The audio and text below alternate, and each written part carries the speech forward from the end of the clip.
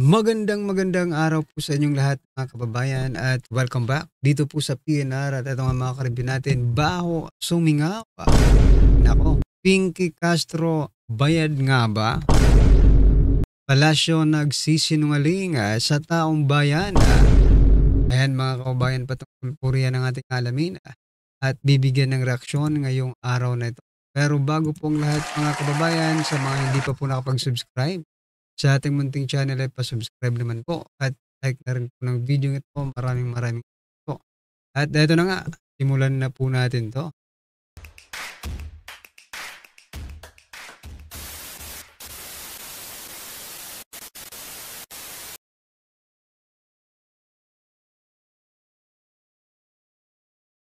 So eto mga kababayan, simulan po natin dito kay Jose Claire Castro. Huli ang kasinungalingan ni Castro. Ha? Ilang kasinungalingan pa ba ang nasabi mo? Ha? Nasabi ninyo since your appointment. Ayan, isa pong reporter na si Kat Domingo ang sumapalpal dito sa mga kasinungalingan ni Jose Claire Castro. Ito mga kababayan, bigyan po natin ng reaksyon ang video ito. Next question, Katrina Domingo, ABS-CBN. Morning, Undersecretary. The former Executive Secretary denied that he resigned out of his own accord. So ano po yung totoong reason kung bakit po siya tinanggal at sino po yung nagpatanggal? Muli, binanggit na po natin ang ating sagot at sila nagkausap na po at sinabi nga po natin, pabayaan na po natin at sila naman po ay nagkausap na. I'm sorry, hindi namin pwede pabayaan because the taxpayers who are funding the government and are actually paying the salaries of this administration is actually asking for the truth from the palace. Bakit po natanggal yung executive secretary at sino po yung nagpatanggal sa kanya? Hindi ko po masasabi kung sino po nagpatanggal sa kanya. Binanggit ko po kanina na hindi ko po alam kung sinong kausap niya. Kung yun pa ang nababasa ng palasyo, dahil sinabit niya naman po ang sarili niya sa President's prerogative, yan lang po ang ating masasabi. At tinanggap po ang sinasabing resignation. Okay, ma'am, just... So yan mga kaubayan, sabi po kanya ni Ma'am Catherine Domingo or Cat Domingo, no? Sabi niya po hindi pwedeng ganyan, hindi pwede na hindi kayo sumagot, di ba? Kasi yung mga taong bayan, yung mga taxpayers na nagpapasweldo sa inyo, ay kailangan ng sagot. What I'm trying to point out mga kaubayan, nandyan po si Castro, nandyan po ang administrasyong ito because of the taxpayers money. Nabubuhay po sila sa taxpayers money. Tapos, ginagawa pa tayong bulag sa katotohanan. Lagi tayong pinagsisinungalingan ni Castro. Hindi po kayo binabayaran ng taong bayan para magsinungaling sa taong bayan. Castro, yun po ang gustong iparating dito ng reporter na ito. Maging tapat naman po kayo. Siguro ko hirap na talaga itong si Castro na magdepensa, no? Kasi paiba-iba po. Ito nga ang mahirap dito sa administrasyong ito mga kaubayan. Napakasinungaling po ng administrasyon. At saka walang isang salita. Parang gusto nilang paikot-ikutin lang ang taong bayan. Sa panahong ito, mahirap nyo na po yung magawa. Kasi ang impormasyon ngayon ay parang parang ilaw, di ba? Mabilis. Speed of light, yan mga kaubayan. Yung impormasyon ngayon, bilis po ng speed of light mga kaubayan. Madaling kumalat kaya hindi nyo po maluloko ang taong bayan, di ba? A follow-up question, if you could not give us the exact reason for Bersamin's removal. The former executive secretary was not the first official who actually experienced this kind of treatment na parang they were caught by surprise with their removal. We saw the removal of Baguio City Mayor Benjamin Magalong from the ICI. Also the removal of former DPWH Secretary Bonoan from his post. How does the palace actually explain the seeming trend of unceremonious removal of high-ranking officials in the Philippine seat of power? Tanong po natin, tinanggal po ba si Mayor Magalong? Hindi, Castro, wag kang magtanong. Sumagot ka lang, di ba? Sumagot ka lang, wag kang magtanong kasi ikaw ang tinatanong. Kayo po ang administrasyon. Bakit naman tatanungin mo pa yung mga reporter? Dapat ikaw ang sumasagot, hindi ikaw yung nagtatanong. All you have to do is to answer honestly kung ano ba talaga ang nangyayari dyan sa Malacanang, dyan sa palasyo. Bakit ganito ang nangyayari pa? Kayo, isang ano lang kayo, isang building lang. Nagkikita ba kayo ng presidente? Baka hindi kayo nagkikita, di ba? But I'm trying to point out, mga kaubayan, di ba? Dapat coordinated po ang inyong mga sinasabi. Napaka-powerful po ng information sa panahon ngayon. That's why you have to be accurate. No? Kayo mismo ang sumisira eh. Ang impormasyon, once you have a correct information, kahit gaano pa yan kahirap na laban, basta tama po ang impormasyon mo, posibleng manalo ka, di ba? Ganun po ka-powerful ang information. Pero sa panahon po ngayon, na puro kasinungalingan pong naririnig natin, kasi nabiverify agad ng taong bayan. If this is true or false. So, ang hirap dito sa administrasyon. Napakasinungaling. Sino po ba ang nag-resign? Ang huli natin pagkakasabi tungkol kay Mayor Magalong ay ipapatignan, ipapacheck, ipapa-assess sa legal team kung mayroon ba na-violate. Wala pong nagpa-resign kay Mayor Magalong. Action niya po yan, voluntaryo. Kaya hindi po pwedeng isama o sabihin na may unceremoniously call for his resignation. Yung nire-raise po nitong mga opisyal na to is that nauuna lagi daw po yung yung announcement before they were actually called on or discussed yung issue with themselves. How does the palace respond to that? Na may parang gap in terms of communication within the president's inner circle? Tandaan po natin, lahat naman po kami ay ang aming service ay upon the pleasure of the president. Sabi nga nila, pagpasok mo dito, hindi mo alam kung ito naman yung huling araw mo. So lahat po kami dapat ay handa doon. Next question, Katrina. Ang ibang klase talaga si Castro. Oo nga eh. Siguro, bakit nandyan ka pa? Ibig sabihin, nasisiyahan sa'yo ang presidente sa mga ginagawa mong kasinungalingan. Diba? Kung ano man ang sinasabi mo, it reflects to the president because you are the spokesperson ng palasyo. Ako, kaubayan, matindi ito. Sabi niya, kung ano man po silang lahat ay nakasalalay sa pleasure ng presidente. Kung ganun pala mga kaubayan, nasisiyahan si Presidente Marcos sa ginagawa ni Jose Claire Castro na pagsisinungaling? Or wala na silang mahanap na mas sinungaling pa kaysa po kay Castro? Diba? Na magdedepensa sa mga kasinungalingan din nila. Sorry for the word mga kababayan. No? Lagi po natin nami-mention. Sorry for the word mga kababayan. Palagi po natin nami-mention ang sinungaling, kasinungalingan. Because in this administration, it is very, very relevant kababayan. Okay? Samantala mga kababayan sa ibang balita pero in relation to kasinungalingan, eto, pagdepensa ni Lacson, ni Pinky Castro, ay Lacson pala, okay? Kay PBBM sa budget insertion, pinuna ng isang dating opisyal. Ito pakinggan po natin.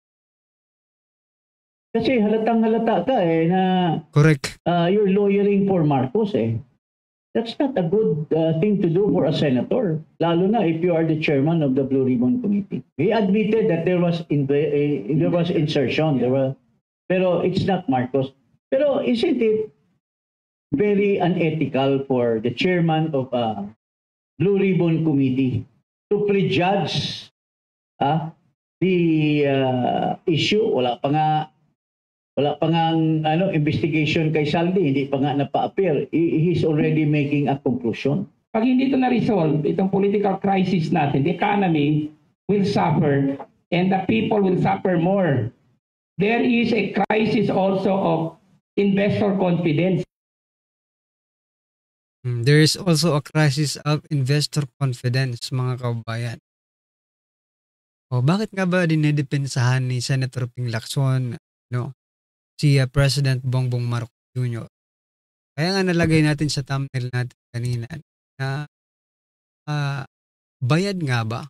Ayan nagtatanong po tayo mga kabayan, bayad nga po ba si Senator Ping Lacson sa kanyang mga ginagawa? Because sabi nga kanina ni former Congressman Paras na it is very obvious yung kanyang pagdepensa sa Pangulo, which is not supposed to happen. Kasi siya po ang chairman na po siya ng Blue Ribbon. It's supposed to be neutral. At makikinig lamang siya. He will not supposed to be to defend. He should listen sa mga nagsasalita, sa mga ebidensya. Hindi dapat siya ang nagsasalita in behalf of the press. Mga kabayan, hindi niya dapat dinedepensahan. Dapat neutral po siya kasi siya ay isang chairman ng committee. Makikinig lang siya sa mga ebidensya at babalansahin nila kung ito ba ay tama o mali. Investigasyon po yan mga kabayan. Hindi naman po sila korte na i-prejudge na agad ni Lacson yung ating mga witnesses. Diba? Ano po ang inyong masasabi dyan mga kabayan? I-comment nyo na lang po. At ito, panoorin po natin ang kabuuan ng kanilang interview. Ito po mga kabayan. Sense the principal. Unless denied by the principal na wala silang authority, wala pa tayo naririnig kay Marcos na binuljack niya si mga daman, si Adrian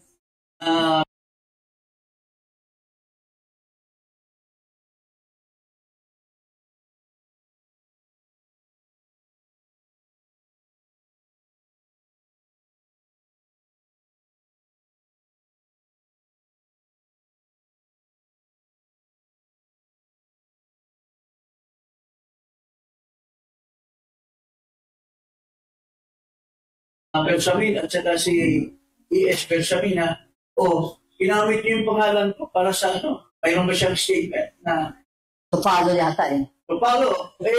Dapat imbestigahan din yan si Pangandaman, si Bersamin at makuha din yung statement kung gaano katotoo yung sinasabi ni Saldico. Are they going to deny it or are they going to just keep quiet? Saka si Bernardo rin sabi niya. Si Bernardo din.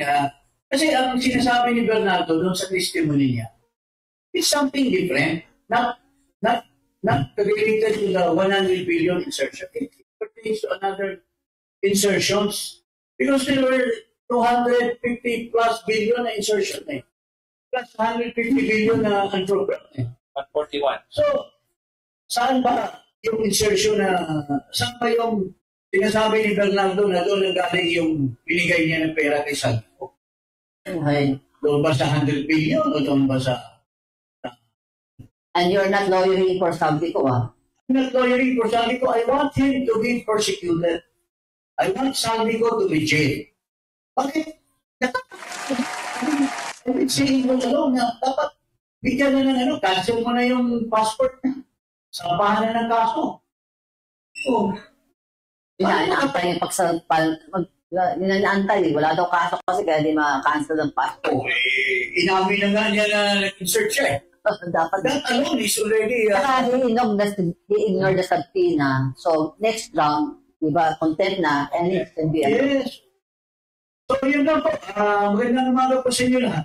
Maraming mga binibuild up si Rich na potential 2020 candidate Anyways, let's go back to Saldico. Kasi si Saldico ang primary character dito. And in fact, I just was reading the statement of Speaker D. He was renewing his challenge to Saldico. Come back here and face your accuser because your fellow Congressman had already appeared before the ICI and other investigating bodies.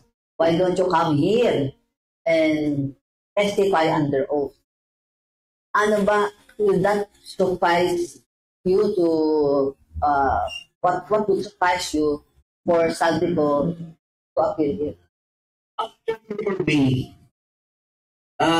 Saldico's coming here is unnecessary. Well, because he has already alleged that his life is in danger. Lalo na ngayon na sinabi niya doon sa kanyang message, yung video message na ayun o, papiro or ano na ipapatay kita. Sinabi daw ni Speaker Romualdez sa kanya. So yan mga kabayan, no, putulin lang po natin yung pagkasalita ni former presidential advisor Attorney Paras. No? So tama pala tayo, di ba? Yung mga nakaraan kasi sinasabi natin na whether or not, sabi kanina, di ba? Hindi na necessary yung pag-uwi ni Saldico. So sinabi rin natin last time, no? Whether or not umuwi si Saldico, no? Hindi na mahalaga yun mga kabayan kasi gusto kasi ni Lacson ipa-take out si Saldico sa kanyang mga sinasabi. Wala namang problema yun Sabi ko, di ba, last time, na kasi formality lang naman yung pag-take out na yan. Ang importante, alam ng taong bayan yung sinabi ni Saldico. Kasi for example, magbago ng statement si Saldico. Sa palagay niyo po ba maniniwala pang taong bayan kung magbago siya ng statement? Diba? Hindi na. Bakit? Kasi yung nauna niyang statement, yun na po ang paniniwalaan ng taong bayan. Pag bumalik na si Saldico, may nangyari. May nangyari. It's either kinausap. Ngayon pa nga lang, sinasabi na, threaten na po yung buhay niya, di ba? So, kaya dyan ka na lang muna Saldico sa pasensya na kayo, ba? Kasi nung mga unang mga few weeks ago, sabi ko, dapat umuwi talaga dito si Saldico, pero ngayon, binabawi ko na po ang sinabi ko noon mga kababayan. Kasi mas safe po ngayon si Saldico sa ibang bansa. Baka magkaroon po tayo ng Saldico International Airport pag umuwi siya dito. Matulad po kay Ninoy International Airport. Ayan Nagkaroon tayo ng International Airport na Ninoy because, diba? Yan nga, may ganun din ang nangyari sa kanyang sa panahon ng kanyang ama. Kaya wag naman sana mangyari dito po kay Saldico. No, mga kaubayan. Or, wag ka nang bumalik dito kasi it's very dangerous. So, his life is being threatened. So, bakit ako babalik? Well, in fact, he can just go to consulate and take He did not do that. Diba? Basta Zoom lang.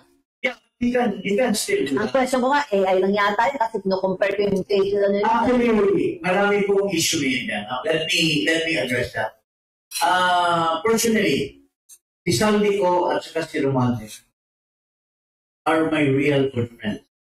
Ninong sila ng anak ko.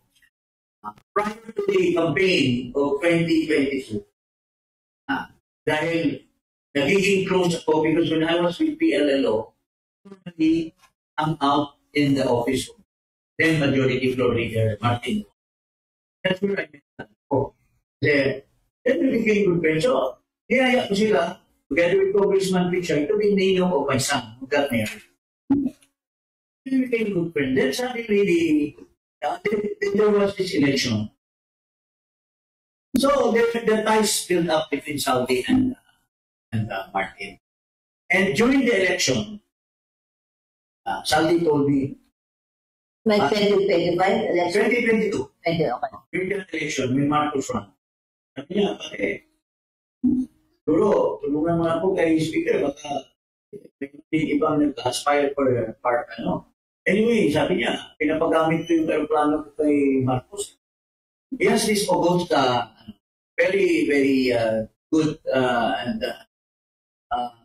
chopper. Inamin ni Marcos yan, according to Saldico, during the time of the campaign. That's why he earned the good graces of Romualdez and Marcos. Siya pinili, instead of si Dalipe, siya pinili na chairman ng committee. Now, all this since 2023 and 2024, karoon ng insertions. Pero itong 2025, Why would I believe Saldico? Because he has personal knowledge. Example, 5 kayong magnanakaw. You plan to rob the Alay Bank somewhere in dito sa Ermita. 5 kayo. Successful kayo. Mayroong isang mastermind. Ngayon, nahuli si Saldico at spill the beans siya.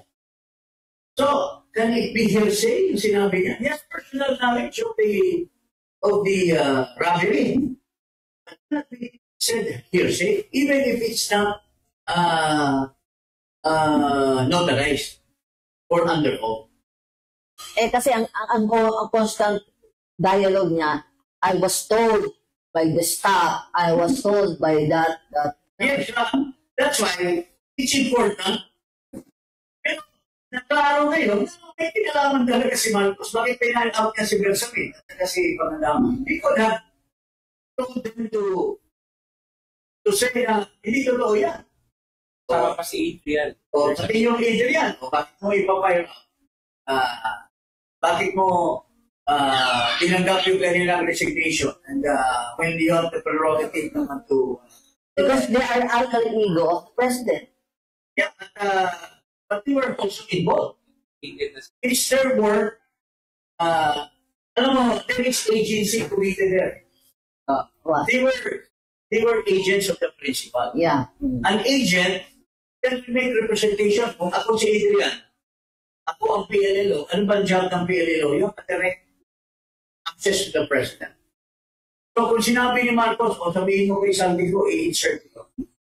There is a presumption of regularity being an Adrian as an agent.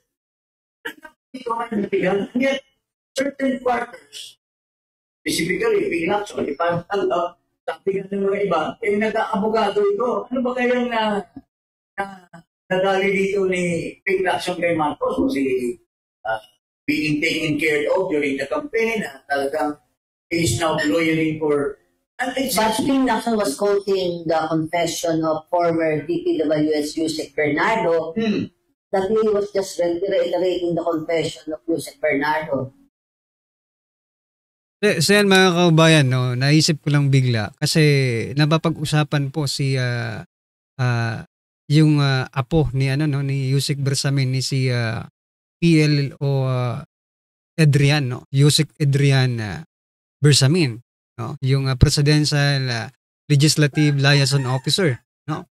So naisip ko lang bigla mga kaubayan sa sinabi po kanina ni ni Attorney Paras na parang pino-point out niya na sino ba ang boss? Sino ba ang boss ni ni Bersamin, no? Yung batang Bersamin, si Adrian Bersamin. O nga, sino po ba ang boss? Hindi si President Bongbong Marcos Jr. Kaya nga po siya ang siya po ang kinatawan, no? Ni President Bongbong Marcos Jr. Yan po sa sa House of Representatives, sa legislative branch natin, di ba? Ngayon, klaro na. Kung si Saldico ang kinausap niya for example lang, si Saldico kinausap niya kinausap siya ni Bersamin, ni Adrian, na may go signal na coming from the president, ibig sabihin nun mga kaubayan, may kinalaman talagang presidente. It is, no? Contrary sa sinasabi po ni Lacson na ginamit lang ang pangalan ng presidente. Kasi kahit naman siguro hindi tayo nakapag-aral, mga kababayan, no? Kahit siguro grade 1, maiintindihan na talagang hindi maniniwala o hindi maniniwala dito kay Lacson sa sinasabi niyang ginamit lang ang pangalan ng presidente. Sa 3 taon, ginamit ang pangalan mo, hindi mo nalaman. Nasa isang lugar lang kayo, mga kababayan. Kung nakakapag-gathered nga kayo ng ng mga information coming from the other places, no, using intelligence fund. Ito pa kaya na nandiyan lang sa bakuran mo, hindi mo maamoy, di ba? Mga kababayan. So, imposible. Napaka-imposible po ng sinasabi ni Lacson. Sa ngayon, mas kapanipaniwala po kung si Lacson at si Saldico po ang ikukumpara natin para paniwalaan. Kung si Bernardo at si Saldico ang ikukumpara natin para paniwalaan. Nako, mas kapanipaniwala po sa ngayon ang mga sinasabi ni Saldico. Kahit kayo mga kaubayan, kung papipiliin kayo ng paniniwalaan, I think maniniwala kayo kay Saldico kasi siya po ang siya po ang most guilty na tinutukoy noon. Pero ngayon may most guilty pa pala, no? Dito kay Saldico, which is pinangalanan niya nga si former Speaker Martin Romualdez at itong si President Bongbong Marcos Jr. Well, anyway, mga kaubayan, ano po ang inyong reaksyon, opinion patungkol po sa video ito? I-comment ba? Maraming salamat po. And don't forget to like the video. Maraming salamat po.